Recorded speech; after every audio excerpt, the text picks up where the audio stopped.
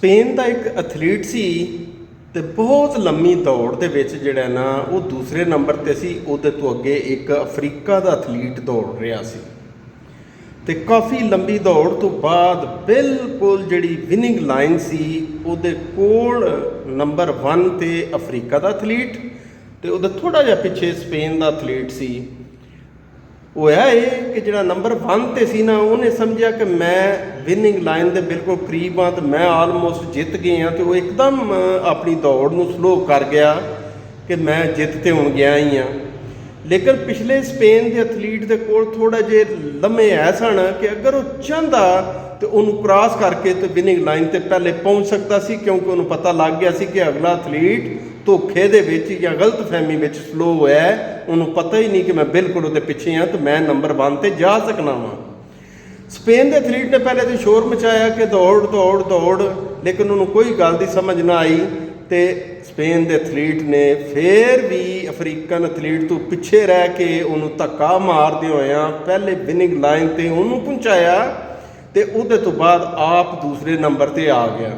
Cameraman ਨੇ ਉਹਨੂੰ ਪੁੱਛਿਆ ਸਪੇਨ ਦੇ ਐਥਲੀਟ ਨੂੰ ਕਿ ਯਾਰ ਤੂੰ ਜਿੱਤ ਸਕਦਾ ਸੈਂ, ਇੰਨੇ ਸਾਲਾਂ ਤੋਂ ਤਿਆਰੀ ਪਿਆ ਕਰਦਾ ਸੈਂ, ਲੇਕਿਨ ਐਂਡ ਤੇ ਆ ਕੇ ਤੂੰ ਫੇਰ ਵੀ ਅਫਰੀਕਾ ਦੇ ਖਿਲਾੜੀ ਨੂੰ ਜਿਤਾ ਦਿੱਤਾ, ਤੂੰ ਆਪ ਹਾਰ ਗਿਆ, ਆਖਰ ਕਿਉਂ?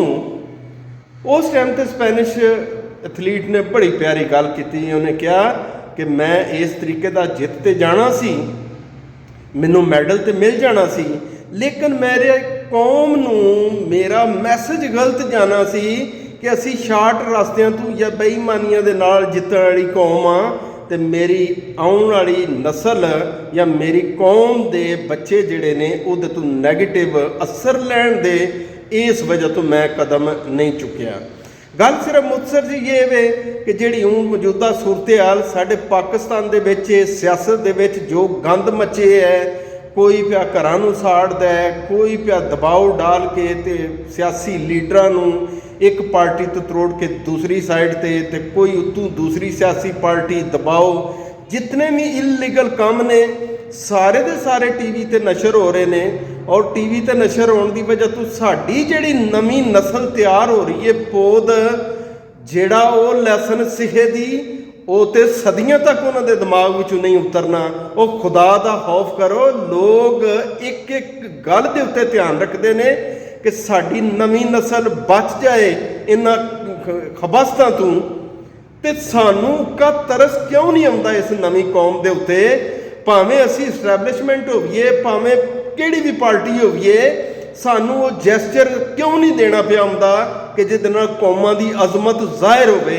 ਤੇ ਕੀ ਸਮਝਦੇ ਹੋ ਜੋ ਟੀਵੀ ਤੇ ਹੋ ਰਿਹਾ ਹੈ, ਇਹਦੇ ਤੋਂ ਕੋਈ ਨਵੀਂ ਆਉਣ ਵਾਲੀਆਂ ਨਸਲਾਂ ਜਿਹੜੀਆਂ ਨੇ, ਜਿਹੜੀਆਂ ਥੋੜ੍ਹੀਆਂ ਸਮਝਦਾਰ ਨੇ, ਹਾਲੀ ਪੂਰੀ ਗਰੋਨ ਅਪ ਨਹੀਂ ਹੋਈਆਂ, ਕਿਆ ਉਹ ਕੋਈ ਪੋਜ਼ੀਟਿਵ ਲੈਸਨ ਦਿਲ ਦੇ ਵਿੱਚ ਭਾ ਕੇ ਜਵਾਨ ਹੋਣ ਦੀਆਂ?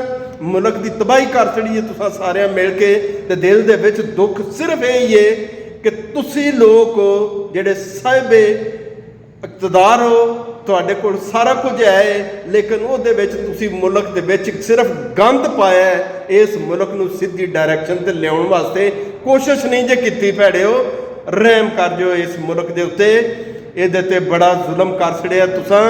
ਇਹ ਨਵੀਂ ਨਸਲ ਤਬਾਹ ਹੋ ਚੱਲੀ ਏ। ਜੇ ਤੁਸੀਂ ਸਟੇਕ ਹੋਲਡਰ ਹੋ, ਤੁਸੀਂ ਸਿਕਿਉਰਿਟੀ ਵਿੱਚ ਹੋ, ਤੁਸੀਂ ਹਕੂਮਤਾਂ ਵਿੱਚ ਹੋ, ਤੇ ਅਸੀਂ ਲੋਕ ਵੀ ਐਜ਼ ਏ ਟੀਚਰ ਮੈਂ ਕਹਿ ਰਿਹਾ ਵਾਂ ਕਿ ਅਸੀਂ ਜਿਹੜੀ ਥੋੜ੍ਹੀ ਬਹੁਤ ਹਿੰਮਤ ਕਰਕੇ ਇਸ ਕੌਮ ਨੂੰ ਡਾਇਰੈਕਸ਼ਨ ਤੇ ਲਿਆਉਣ ਦੀ ਕੋਸ਼ਿਸ਼ ਦੇ ਵਿੱਚ ਤੁਸਾਂ ਤੇ ਉਹਦੀ ਤਬਾਹੀ ਫੱਟ ਕੇ ਰੱਖ ਛੜੀ ਹੈ। ਜ਼ੁਲਮ ਖੁਦਾ ਦਾ, ਰਹਿਮ ਕਰ ਜਾਓ, ਰਹਿਮ ਕਰ ਜਾਓ, ਰਹਿਮ ਕਰ ਜਾਓ, ਨਹੀਂ ਤੇ ਆਉਣ ਵਾਲਾ ਵਕਤ ਤੁਹਾਡੇ ਤੇ ਰਹਿਮ ਨਹੀਂ ਜੇ ਕਰਨ ਲਿਆ।